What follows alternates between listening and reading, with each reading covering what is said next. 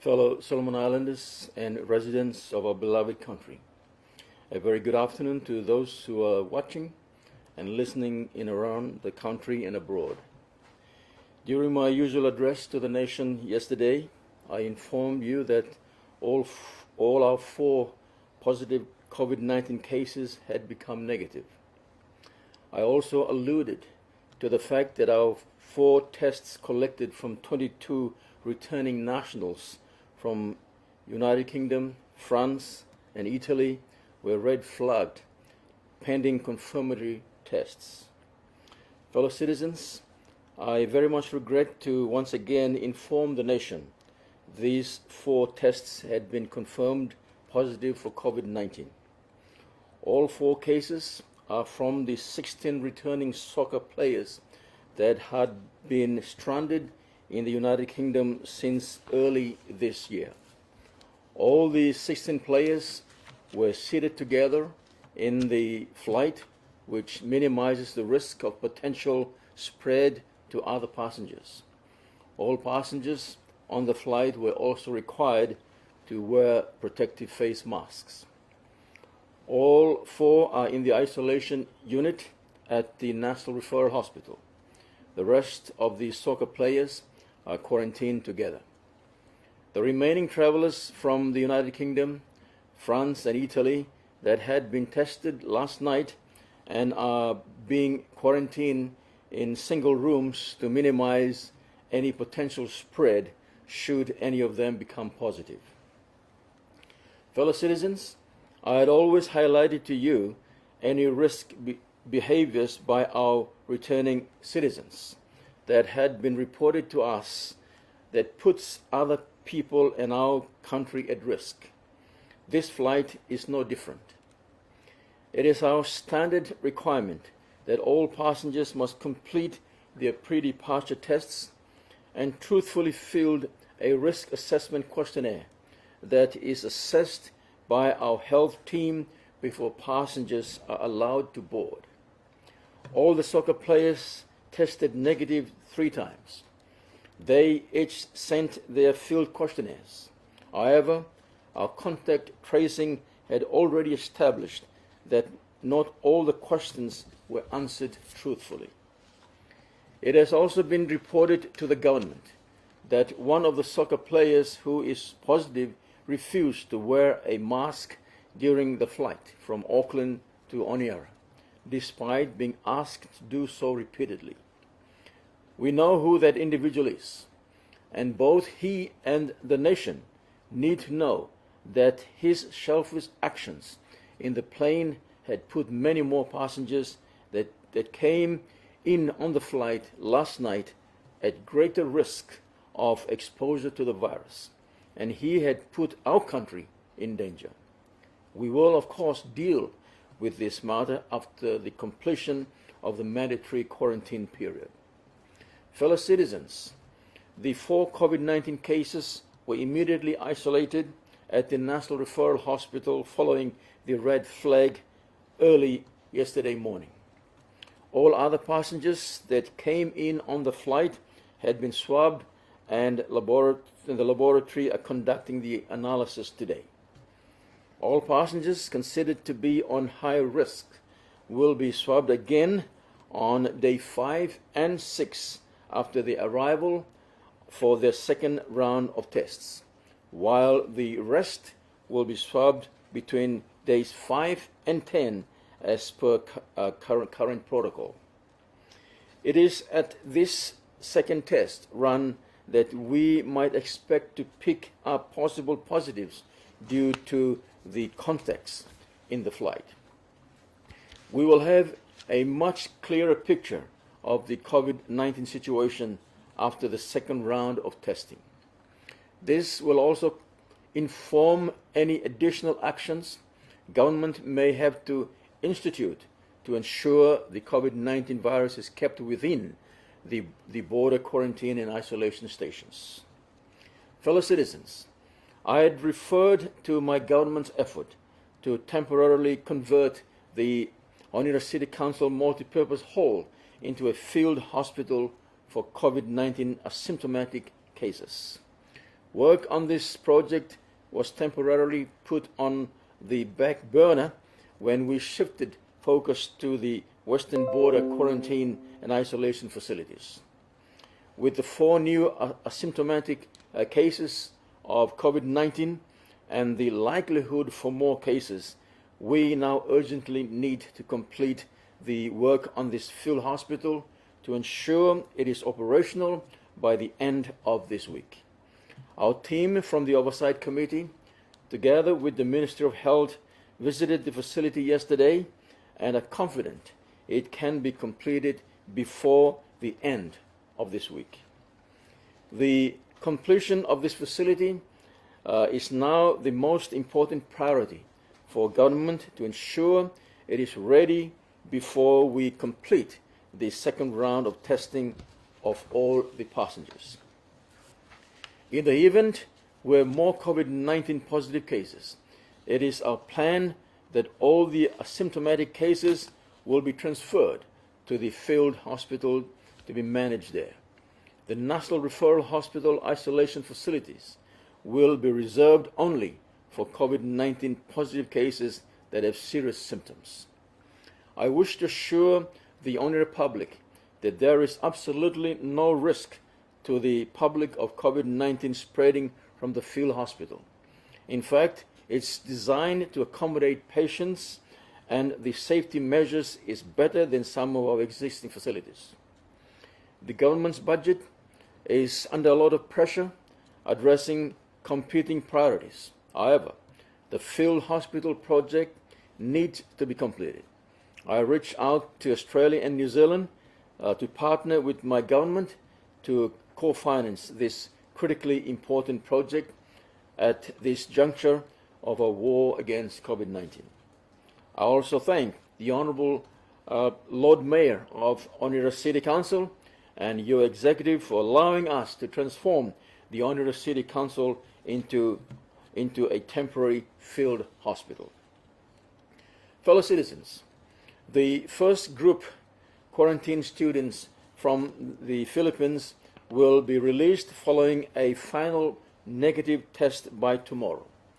These are the students that had been quarantined at the GBR quarantine station. For students that were quarantined at Chang's, their 21-day quarantine period recommenced on 13th October, which was the date the third case of COVID-19 was diagnosed at Chang's. If there are not more positive cases from Chang's, the students will be released between the 2nd and 4th November 2020 after having completed 3 additional negative tests. The 4 students that had tested positive and are now negative will be released after a further 3 negative tests after the majority of the students are released between 2nd to 4th November 2020. Fellow citizens, the arrival of COVID-19 had exposed weaknesses in our preparations and systems that need to be addressed through appropriate technology. My government is in consultation with vendors of CCTV equipment to install CCTV equipment at all quarantine facilities. The field hospital, the National Referral Hospital isolation units, and the various command centers to enhance real-life monitoring and communication. Installing CCTV equipment at the quarantine stations will also enable easier communication with those inside the facilities. Fellow citizens, my government has deployed the correctional services of Solomon Islands to assist with the provision of security at the field hospital and to complement existing security arrangements in other quarantine facilities. The Royal Solomon Islands Police Force has already deployed a total of 25 staff on location to support security arrangements at the various quarantine stations. The Royal Solomon Islands Police Force, the Correctional Services of Solomon Islands, and Camp Management will update the current security arrangements, standing operating procedures to capture these new arrangements. Fellow citizens, the current temporary suspension on all incoming repatriation flights remains in force. All outbound charter or commercial passenger services can continue to run. All cargo flights can also continue to run until further notice. The Oversight Committee will make recommendations to the Cabinet on resumption of incoming passenger flights when we get on top of our current COVID-19 situation. Fellow citizens, I remind all people living in Oneida City that all illegal markets that are within close proximity to all quarantine and isolation stations must close with immediate effect. The Oneida City Council, Guadalcanal Province, and the Royal Somaliland Police Force must work together to enforce the closures. Fellow citizens, despite this setback of having 4 more new cases of COVID-19 in the country, I assure the nation the virus is contained within the isolation facilities and the quarantine centers. There has been no breach that would put the public at risk. We will wait to see the rest of the tests that are being done today and the second round of tests later in the week to make an informed decision on further actions that may be needed going forward. I assure the nation that as of now, there is no need to worry about community transmission, which is the only ground upon which a lockdown will be appropriate for the sole purpose of enabling our frontliners to undertake contact tracing within the community. Our dedicated frontliners have vowed not to let that happen. To all citizens still overseas, in particular to those still waiting in the Philippines and the United Kingdom, I am very sad to say that the COVID-19 infection has been brought into our country as a result of carelessness and dishonesty of those who brought it in. We have established that those responsible had not been truthful in their responses in their risk assessment forms. Because of the decisions to put in accurate information so that they can be allowed to board the flights, they had put this country at risk. To those of you waiting to come home, I ask you to think of the safety of your families and your country and do the right thing. Be truthful in your answers to the risk assessment forms that you will fill before you return. Be assured we will discover any information that is not truthful. To those who knowingly lie, they will face the consequences of their actions, which has put this country at risk after they serve their mandatory quarantine periods. As Prime Minister, I cannot allow this detestable attitude to continue. COVID-19 is not a game. It is a serious disease. Anyone that is discovered to engage in this manner will not be repatriated by the government. They will be left to fend for themselves. It is the solemn duty of every Solomon Islander returning home to protect this country. That simply means tell the truth to the questions in our risk assessment forms. Fellow citizens, in conclusion, the first 4 cases of COVID-19 are now negative. Despite the 4 new cases and the likelihood for some more in the coming days, the planning and execution of our frontliners had given us confidence we have contained the infection to the isolation facility.